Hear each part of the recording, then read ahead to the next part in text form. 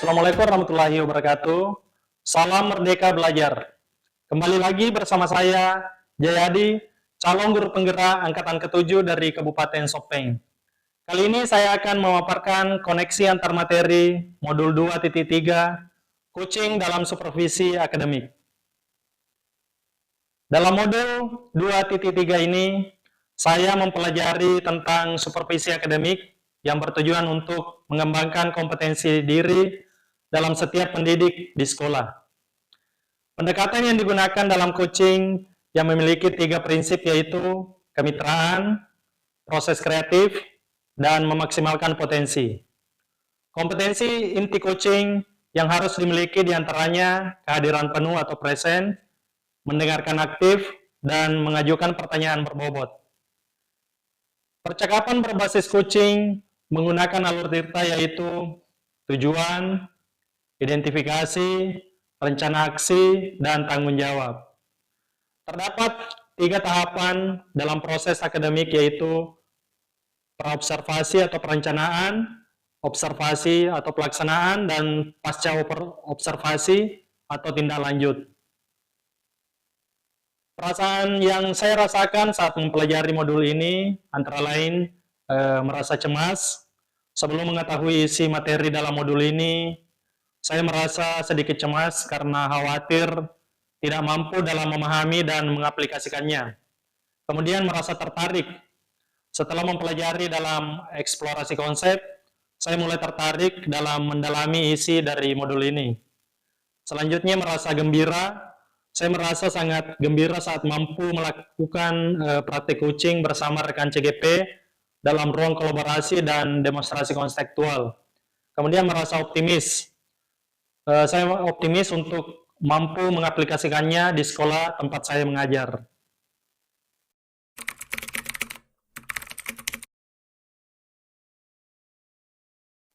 Menurut saya yang sudah baik berkaitan dengan keterlibatan diri dalam proses belajar yaitu saya mampu berkolaborasi dengan rekan sesama CGP saat mempraktekkan proses coaching menggunakan alur Tirta dan sesuai dengan prinsip coaching dalam ruang kolaborasi dan demonstrasi konseptual baik berperan sebagai coach, coachee maupun sebagai pengamat.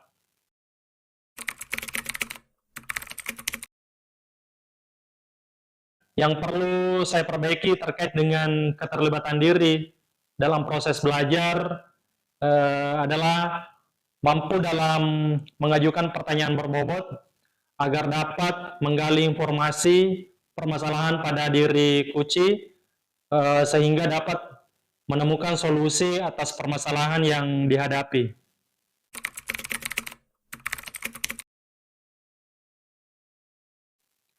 Selanjutnya, keterkaitan terhadap kompetensi dan kematangan diri pribadi, yaitu setelah saya mempelajari modul 2.3 ini tentang coaching dalam supervisi akademik, kompetensi saya mulai berkembang ditandai dengan mampu mempraktekkan proses coaching sesuai dengan alur Tirta, baik sebagai coach, coachee, maupun sebagai pengamat. Saya mempraktekkan proses coaching, saya harus mampu mengendalikan diri dari asumsi-asumsi pribadi dan rasa emosi, sehingga muncul kematangan berpikir dan bertindak agar sesuai dengan prinsip coaching, yaitu kemitraan, proses kreatif, dan memaksimalkan potensi.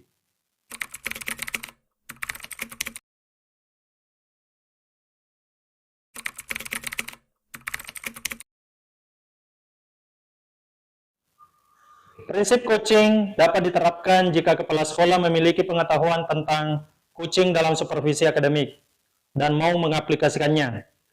Kegiatan supervisi jangan hanya bertujuan sebagai bagian penilaian guru saja, namun supervisi harus dijadikan sebagai cara untuk meningkatkan kompetensi akademik guru, sehingga tidak hanya melakukan observasi kelas saja, tapi harus ada percakapan praobservasi dan pasca observasi.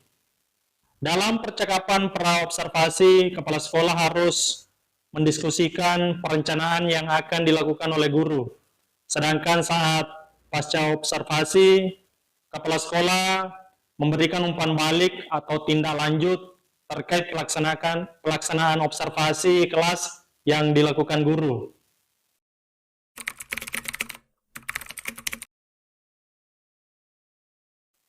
Coaching dalam supervisi akademik dapat berpengaruh dalam terwujudnya pemimpin pembelajaran yang berpihak pada murid. Pembelajaran yang berpihak pada murid adalah hal yang sangat penting untuk diterapkan dalam lingkungan sekolah. Agar dapat terwujud pembelajaran yang berpihak pada murid, maka guru harus memiliki kompetensi menjadi pemimpin pembelajaran. Menjadi pemimpin pembelajaran harus memahami perkembangan murid secara menyeluruh. Tidak hanya aspek kognitif saja, namun juga harus memahami karakter dan sosial emosional murid. Dengan demikian, tujuan coaching dalam supervisi akademik untuk mengembangkan kompetensi guru agar dapat meningkatkan kinerja dan terwujudnya pembelajaran yang berpihak kepada murid.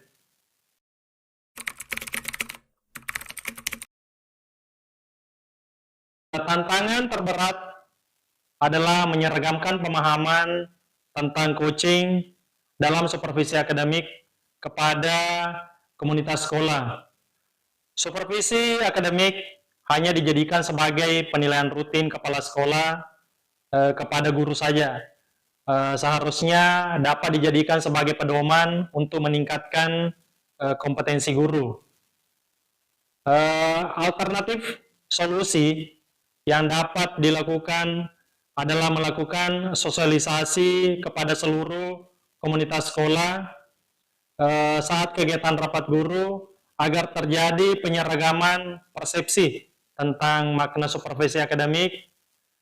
Solusi alternatif selanjutnya adalah dengan memberikan contoh praktik coaching dalam supervisi akademik melalui berbagai media informasi digital yang dapat diakses oleh seluruh komunitas sekolah.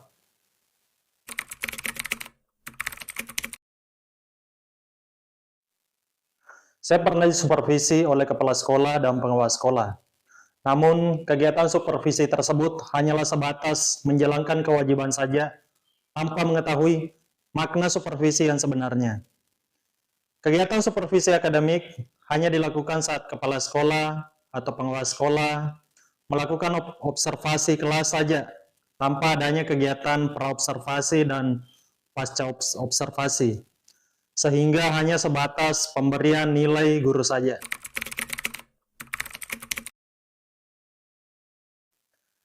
Kedepannya, kegiatan supervisi ini harus dijadikan salah satu bagian dalam peningkatan kompetensi guru dalam bidang akademik dengan menggunakan prinsip coaching yaitu kemitraan, proses kreatif, dan memaksimalkan potensi.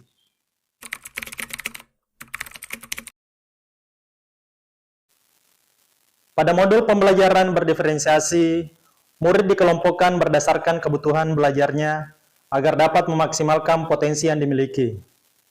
Begitu pula dengan praktik coaching, yang harus memaksimalkan potensi coaching agar dapat menemukan sendiri solusi atas permasalahan yang dihadapi.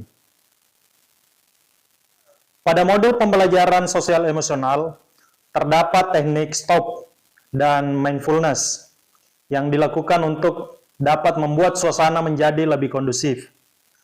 Saat melakukan coaching pun seorang coach harus menerapkan teknik tersebut agar dapat fokus dan terwujud kehadiran penuh saat melakukan proses coaching.